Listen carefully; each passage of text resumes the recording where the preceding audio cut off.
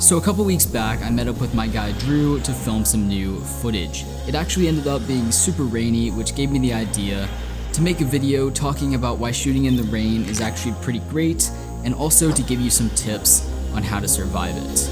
Enjoy.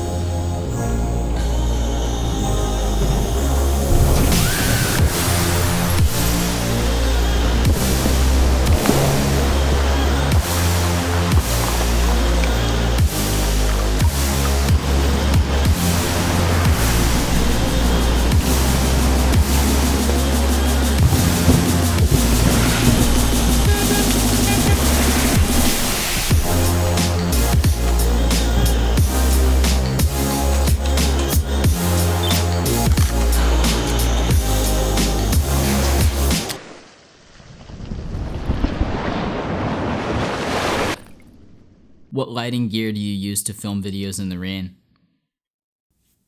And an umbrella light. Well, that's an all-time low for my channel, huh?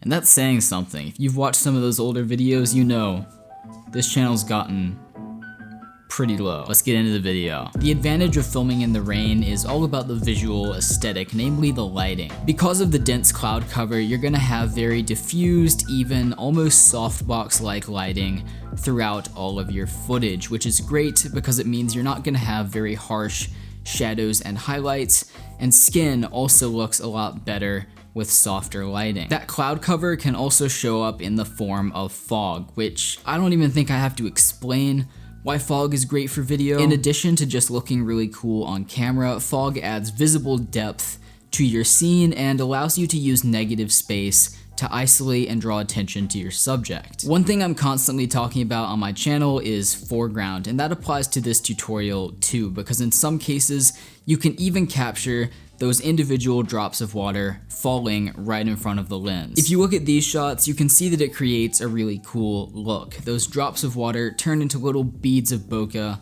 falling in front of the lens. It's just a really neat look and adds some more depth to your shot. And once those drops of water hit the ground, they turn into puddles, and you can film that too. Using puddles and water on the ground to have a reflection in the foreground of your shot transforms the ground from a flat, boring plane with absolutely nothing going on to a source of contrast and an extension of your scene. Having those reflections also just makes your shot look a bit cooler, especially if you have something like a light reflected in those puddles. In fact, if you look at Hollywood films, they're oftentimes deliberately putting water on the ground when they film city sequences to have that reflection and add that extra detail to the shot. Now, all of these nifty techniques are pretty pointless if you get water in your camera and destroy it. So I want to take a quick second to talk about how you can avoid doing that. One thing I always do when I'm filming in the rain is make sure that no ports are exposed. So I just ditch my microphone entirely,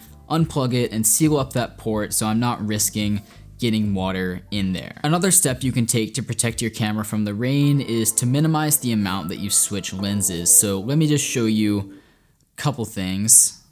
Nope, definitely not that one. There's one and two.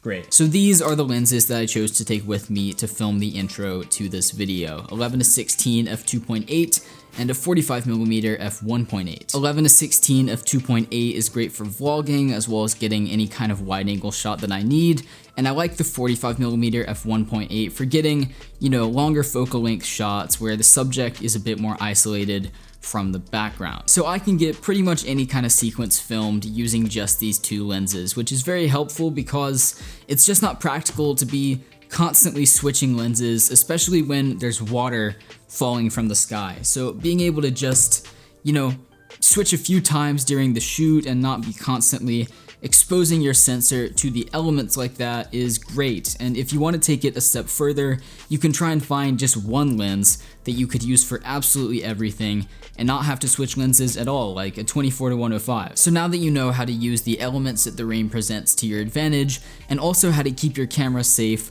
while doing so, I think if you want to make that video very effective, it's great to use that moody look to your advantage. A large part of really embracing that rainy, moody look is color grading. I like to go very desaturated, a bit darker, and raise the black point a bit to to soften out the shadows. This kind of grading really just visually fits with the atmosphere that a rainy day provides, and other kinds of grades like a really harsh teal on orange grade or something like that could just look a little bit off and jarring. And last but absolutely not least, you can build out that rainy, moody atmosphere even further by using sound design, having the sounds of the rain or thunder. If you watch a lot of my videos, you know I love to use some thunder sounds. Having those details is a pretty subtle but absolutely necessary step for creating that rainy, moody vibe in your video. All that being said, I hope this video has shown you that you shouldn't let the rain stop you from going out and filming a great video. And if you did learn something new from this, feel free to show your support by leaving a like on the video, sharing it with your friends, or even subscribing to my channel. I upload 2 new filmmaking tutorials every single week. But that's all for now. Keep creating, and I'll see you in the next one.